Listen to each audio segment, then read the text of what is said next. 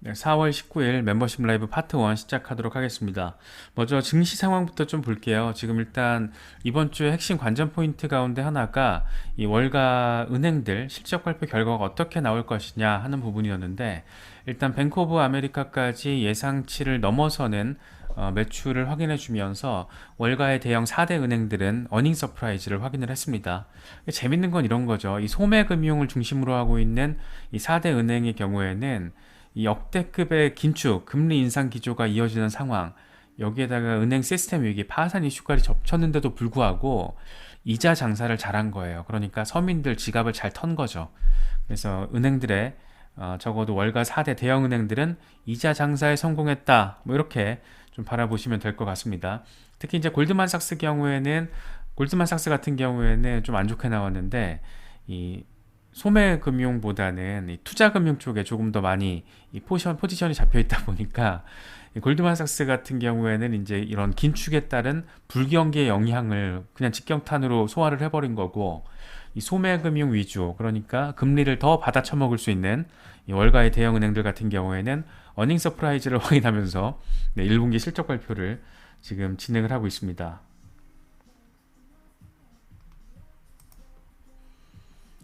과연 이제 그 증시의 방향성이 어떻게 될 것이냐, 뭐 이런 걸 우리가 좀 봐야 되는 건데, UBS의 아트캐신, 뭐 전설적인 투자자라고도 불리죠. 이 아트캐신 같은 경우에는 미국 증시의 방향성을 이제 앞으로 공개될 주요 지표들, 그리고 기업들의 실적에 따라서 이제 2주 아니면 결정이 될 거다. 그래서 은행들의 파산 후폭풍 가능성도 있고, 특히나 이제 빅테크들의 실적 악화 리스크도 조금 생각을 해야 된다, 이런 얘기를 합니다. 특히 이제 오늘 같은 경우에는 새벽을 지나고 나면 테슬라 실적 발표가 예정돼 있잖아요. 안 그래도 실적 발표 앞두고 이 가격을 또 인하시켰잖아요. 그래서 지금 실적이 어떻게 나올지에 대해서 이래저래 관심이 또 커진 상황인데, 이 테슬라가 또 이제 기술주의 흐름과 관련해서 나름의 상징성을 또 가지고 있다 보니까 자고 일어나서 또 증시의 상황이 어떻게 됐을지도 우리가 좀 유념해서 바라봐야 될 필요가 있을 것 같습니다.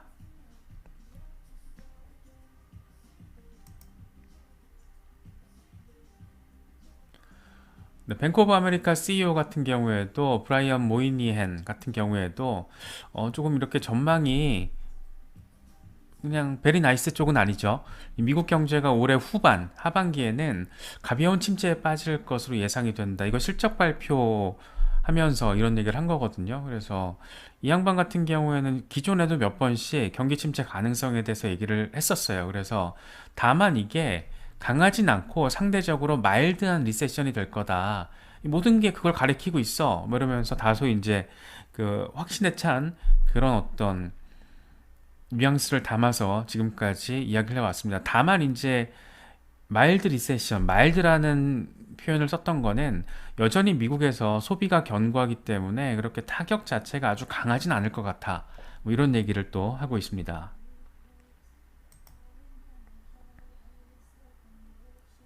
네, 제이미 다이먼 같은 경우에도 이번에 지난주죠, 실적 발표 이후에 이 소수 은행만 금리 상승에 과도하게 노출돼 있고, 또 과도하게 무보험 예금에 노출된 은행들도 소수에 불과하다. 그래서 요즘에 그런 얘기를 계속하고 있죠. 표면적으로는 은행 시스템 위기는 사그라든 게 맞지만 이 몇 년에 걸쳐서 악재가 서서히 스멀스멀 이어질 가능성은 있다. 그런데 즉각적으로 계속해서 막 은행들 파산하고 이런 상황은 지났다. 뭐 이런 식의 뉘앙스들을 요즘에 계속 제이미 다이먼이 이야기를 하고 있습니다. 그래서 지금의 어떤 은행 시스템 위기, 파산, 실리콘밸리뱅크 파산 이후에 그런 혼란, 이런 것들은 훨씬 좀 짧게 끝날 것 같다, 이런 얘기를 하고 있습니다. 특히 이제 워렌 버핏이 지난주에 그걸 얘기했잖아요. 미국에서 은행 파산으로 인해서 어떤 미국인 예금자가 돈을 잃지 않을 거다. 만약에 돈을 잃는다라면 여기에 나는 100만 달러 걸겠다, 이러면서 나랑 도전할 사람 들어와 이거 했었잖아요. 그래서 결과에 따라서 어쨌든 자기도 100만 달러 내고, 자기의 100만 달러와 상대방 도전자의 100만 달러, 그리고 200만 달러를 기부하겠다, 뭐 이런 식의 얘기까지 했는데, 제이미 다이먼이 그런 얘기를 해요. 버핏도 은행 파산으로 인해서 예금자가 돈을 잃지 않는다에 100만 달러를 걸었다. 그럴 가능성 낮다라는 얘기를 지금 하고 있는 겁니다. 강조를 하기 위해서 워렌 버핏 이름까지 지금 가져온 거죠. 그러면서 이제 하는 얘기가 결국에는 지금 중요한 건 연준의 금리 인상 이슈다. 그래서 사람들은 금리 상승에 대해서 더 준비를 해야 한다. 잘 준비해야 한다. 어제도 이런 얘기가 나왔었는데 어제 같은 경우에는 이제 그 말의 대상이 월가 애널리스트들이었거든요. 그러니까 이 사람은 지금 돌아가면서 계속 상대만 바꿔서 비슷한 얘기들을 하고 있다라고 바라볼 수가 있습니다.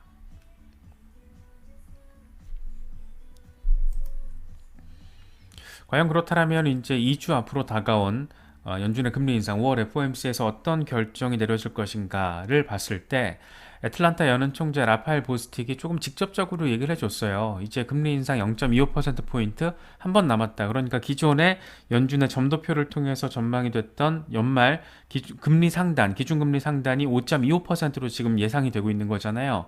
연준에서 그렇게 지금 예측을 하고 있는 건데 지금 딱 5월에 0.25%포인트 추가 인상을 하게 될 경우에는 딱 기준금리 상단이 5.25%에 맞춰집니다. 그러니까 연준이 연말에 5.25%포인트를 얘기했기 때문에 5월에 한 번 더 올리고 그 이후엔 동결. 이런 지금 타임 스케줄에 대해서 이야기를 하고 있는 겁니다.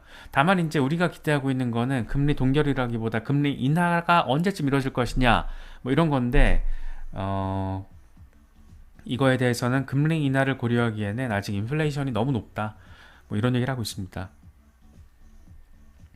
사실 연준의 어떤 목표치 인플레이션 타겟 레이트가 2%잖아요. 그렇다 보니까 지금 상황은 여전히 높긴 하죠. 그래서 그럼에도 불구하고 마지막 금리 인상 사이클 어떤 그 즈음에 와 있다. 뭐 이거는 더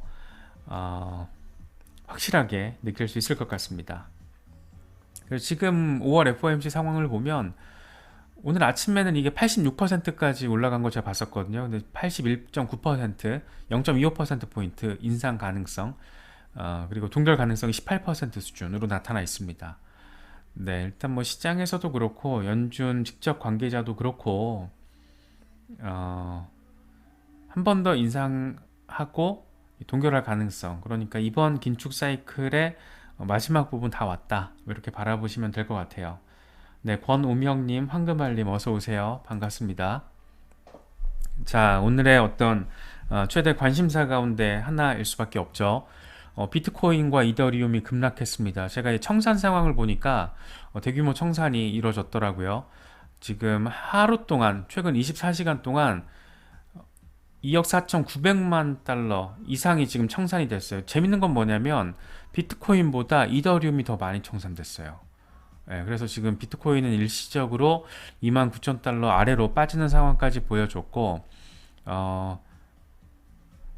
비트코인이 3천만 달러, 이더리움이 3,900만 달러 이상이 지금 청산돼서 골로 갔습니다.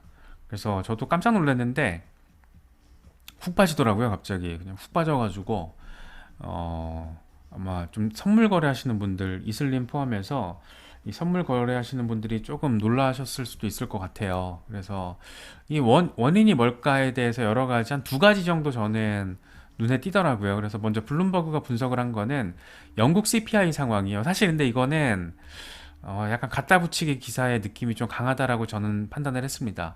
영국 CPI 상황은 사실 지금 되게 안 좋잖아요. 계속 안 좋고 이게 막 새로운 변수로 비트코인을 뒤흔들 정도의 변수라고 저는 생각은 안 했거든요. 그런데 어쨌든 블룸버그는 오늘 발표된 영국 CPI의 영향으로 비트코인이 급락했다. 영국의 인플레이션 상황이 워낙 높은 게 지금 지속되다 보니까 장기 금리 상승 우려로 인해서 비트코인이 하락했다. 뭐 이런 얘기 지금 하고 있는 겁니다. 3월 CPI가 발표가 됐는데 전년 대비 10.1%로 나와줬어요. 그래서 2월이 10.4%였기 때문에 이것보다 소폭 빠졌는데 예상치가 9.8이었거든요. 예상치보다 높게 나온 거죠. 근데 이것 때문에 이게 어느 정도 영국 CPI 상황이 안 좋을 거라는 게 지금 예상이 됐었는데 어쨌든 완화돼도 10% 주변이잖아요. 근데 이게 비트코인을 흔들었다? 이거는 그냥 간접적인 영향을 미쳤겠죠. 왜냐하면 비트코인과 이더리움이 굉장히 중요 저항 라인 부근에서 계속 조금 이 곰과 황소의 어떤 세대결 국면 이 횡보 상황이 며칠째 이어지다가 여기서 지금 이게 악재로서 하나 더해지면서 이 옵션 시장에 영향을 미친 것 정도로는 볼 수는 있겠지만 이게 직접적으로 가장 강력한 요인이라고 보기에는 조금 오버가 아닌가 저는 개인적으로는 그렇게 좀 생각을 했습니다. 어쨌든 영국 CPI 상황이 지금 굉장히 안 좋고 와 여전히 10% 이제 영국 물가도 어마어마합니다. 근데 재밌는 게 뭐냐면 에너지 가격은 좀 빠졌어요. 그런데 식품과 비주류 음료 이게 지금 19.1%, 20% 가까이 되는 거예요. 인플레이션이. 그러니까 이게 뭐냐면 먹거리 가격이잖아요. 서민들 밥상 물가예요. 밥상 물가. 밥상 물가 인플레이션이 20%라는 겁니다. 완전 미쳐 날뛰는 거죠. 그래서 1977년 8월 이후에 지금 빵과 곡물 가격이 사상 최고치를 찍었다라고 합니다. 영국도 지금 상황이 정말 안 좋아요. 그래서 어쨌든 영란은행도 다음 달에 금리 인상을 하는 거는 뭐 당연한 지금 상황으로 봐야 될 것 같고 이를 통해서 지금이 금리가 4.25%거든요. 그래서 0.25%포인트 인상을 해서 영국에서 또 기준금리가 4.5%에 맞춰질 가능성 뭐 이렇게 좀 바라보시면 될 것 같아요. 그래서 영국 상황도 상당히 안 좋다. 네, 인플레이션 상황이 상당히 참 한 골 때린다. 여전히 10%대를 보이고 있다. 식품, 비주류 음료 이게 지금 밥상 물가가 20% 가까이 인플레이션이 치솟은 상태다. 뭐 이 정도 상황 정도만 머릿속에 조금 가지고 가시면 될 것 같습니다. 네, 양석구님 어서 오세요. 오리지널 가그리님 오셨네요. 네, 반갑습니다. 또 하나의 이유는 마이크로 스트래티지 관련 퍼드? 저는 약간 퍼드로 느꼈는데 재밌는 게 뭐냐면 마이크로 스트래티지 비트코인 매도 가능성에 대한 언급을 번스타인이 했다라는 거예요. 번스타인이 이 리포트를 냈는데 좀 희한해요. 왜 지금 이걸 이런 얘기를 지금 하고 있지? 얘들 지금 비트코인 싸게 매수하려고 이러는 건가? 뭐 이런 생각이 들 정도로 지금 타이밍이 이걸 얘기할 타이밍이 아닌데 이걸 얘기를 하고 있더라고요. 그래서 내용이 뭐냐면 만약에 마이크로 스트래티지가 지금 14만 BTC를 보유하고 있는데 부채 상환을 위해서 일부를 매각할 경우에 하락장이라면 그게 투자 심리를 악화할 가능성이 있다라는 굉장히 일단 지금 당장 벌어질 수 있는 일도 아닌데 이 가정을 되게 강하게 지금 일단 하락장은 벗어났잖아요. 이런 하락장 다음 하락장을 염두에 둔 멘트를 지금 하고 있다라는 겁니다. 그래서 이건 뭔가 다른 이유가 있겠구나 저는 그런 생각을 좀 했었는데 아무튼 번스타인이 이런 얘기를 했어요. 재밌죠? 그래서 지금 마이크로 스트래티지의 평단가가 이번에도 지난달에도 추매했잖아요. 추가 매수해서 29,800달러가 평단가예요. 그러니까 지금도 이제 이번에 마이크로 스트래티지가 이제 손익분기점을 넘겼다가 오늘 빠지면서 지금 다시 이제 마이너스 상태가 된 건데 14만 BTC 뭐 40억 달러 정도를 가지고 있고 이 중에 15,000 BTC가 담보로 잡혀 있대요. 그래서 22억 달러가 부채로 지금 잡혀 있다라고 합니다. 그래서 이게 지금 2025년에 대출 상환을 진행할 것으로 전망된다고 하는데 근데 왜 이 얘기를 지금 하냐고 내 말은. 예, 지금 이 얘기를 하고 있어요. 그래서 이건 뭔가 있다. 예, 이 배경이 있을 거다. 그러니까 누군가가 조금 더 비트코인을 저가 매수하게 만드는 상황을 만들기 위해서 번스타인이 다소 뜬금없이 지금 이런 보고서를 내면서 이야기를 하고 있는 거다라고 저는 좀 생각이 들더라고요. 다소 뜬금없잖아요. 아니 왜 2025년에 마이크로 스트래티지가 이 부채 상환을 하려고 계획을 하고 있겠어요. 2025년 연말쯤에 정고점 돌파가 예상이 되니까 기대가 되니까 역사가 반복된다라면 2025년 하반기에 새로운 정고점이 쓰여질 거라고 예상이 되니까 그때 마이크로 스트래티지가 떼돈을 벌 걸로 예상이 되니까 그때 이제 빚을 좀 갚겠다 이런 계획을 2025년으로 지금 잡아뒀고 그렇기 때문에 2025년이 상환 가능성이 있는 그 계획 일정으로 우리가 생각해 볼 수 있는 건데 왜 지금 이런 얘기를 하고 있을까? 뭐 이런 얘기도 합니다. 비트코인 유통량 그러니까 마이크로 스트래티지가 보유하고 있는 14만 BTC는 비트코인 유통량이 0.7%에 해당하는 거고 하루 현물 거래량으로 따지면 20%다. 이 중에 일부만 던져봐. 얼마나 강력한 하락장의 투심 악화를 일으키겠어? 뭐 이런 얘기를 하는 건데 지금 다소 아주 많이 뜬금없죠. 예, 그리고 이건 뭐가 있다. 예, 뭔가 의도가 있다. 그 의도는 뭐 알 수는 없겠지만 어떤 세력 자본의 비트코인 추가 매수를 조금 더 저렴하게 하기 위한 뭐 그런 목적이 아닐까. 근데 정확히는 알 수는 없죠. 그런데 아무튼 뜬금없다. 다소 뜬금포였던 이런 희한한 전망을 내놨다. 지금 마이클 세일러는 하루 정말 매일 하루도 안 빼놓고 비트코인에 미쳐 날뛰고 있어요. 지금도 매일 트윗 올리면서 비트코인이 미래다. 비트코인 네트워크만큼 무결점이 강력한 네트워크는 지구상에 없다. 이런 얘기 지금 매일같이 하고 있는데 지금 왜 팔아? 말도 안 되지. 그래서 좀 아무튼 이상합니다. 그래서 이런 게 또 나왔어요. 그래서 지금 시장에서 바라보고 있는 거는 영국 CPI 상황 악재가 장기 금리 인상에 영향을 미칠 것이라는 우려 때문에 비트코인이 급락했다. 뭐 이게 지금 한 가지고, 또 한 가지는 마이크로 스트래티지의 언제가 될지 모를, 아마도 2025년 하반기가 될 수 있을 비트코인 매도 시점, 그러니까 부채를 상환하기 위한 목적으로 차익 실현 매물을 시장에 매도를 할 때, 그때 투자 심리를 악화시킬 수 있다라는 번스타인의 리포트, 다소 뜬금없지만 어쨌든 이런 것들이 지금 비트코인 가격을 누른 걸로 어떤 지목이 되고 있습니다. 그런데 저는 둘 다 조금 직접적인 원인이라고는 동의하지 않고 있어요. 그냥 격가지 소재로는 뭐 이해할 수 있는 부분인데, 뭐 마이크로 스트래티지 이거는 지금 약간 퍼드 양산의 관점에서도 바라볼 수 있어서 이건 그냥 전형적인 정보시장 혼탁을 위해서 던진 번스타인이라는 브랜드를 활용한 정보 교란? 뭐 약간 그런 관점으로도 바라볼 수 있을 것 같아요.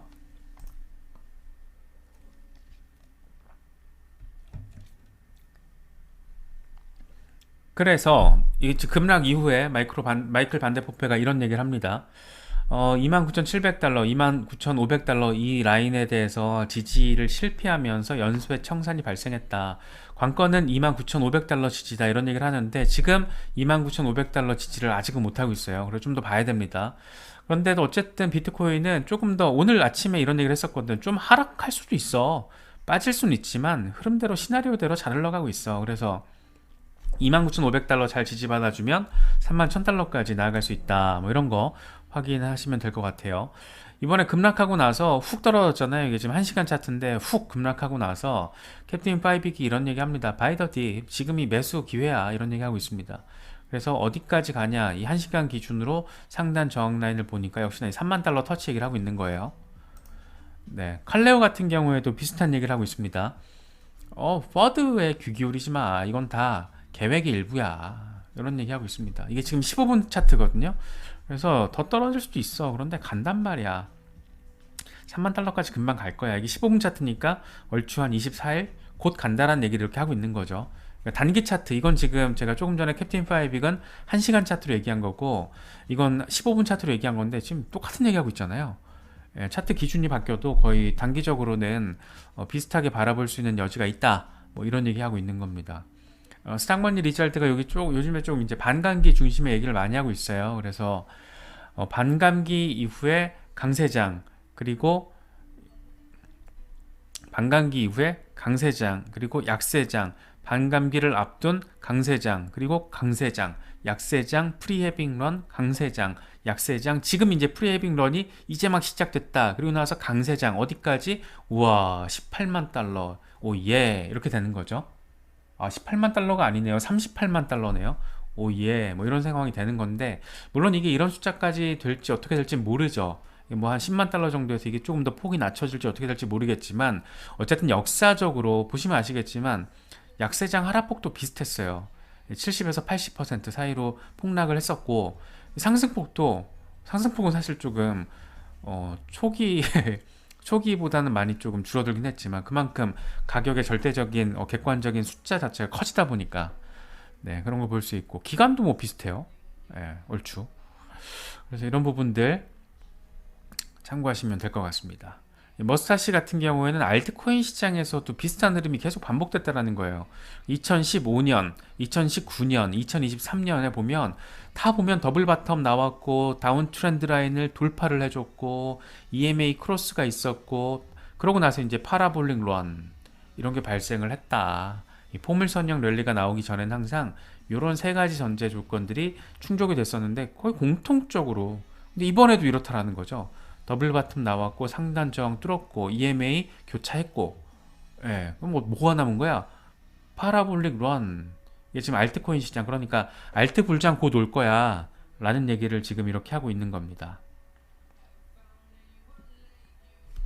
신고점을 찍는다라면, 그러니까 정고점을 새로 쓴다라고 한다라면 이제 그렇게 외치고 외쳤던 비트코인 1억 이런 얘기가 나오겠죠. 예. 이거 좀 이미지 재밌어요. 요즘에 이제 비트코인 환경 이슈 가지고 말들 참 많잖아요. 여전히 몇 년째 계속 말들이 많은데 이게 금 채굴 현장 와 그냥 지구를 깎아먹고 있습니다. 근데 비트코인 채굴 현장이라는 거죠.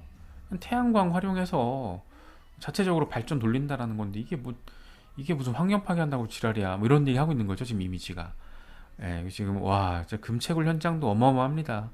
여길 파서 지금 금을 채굴하고 있다라는 거예요. 네, 뭐 아무튼 뭐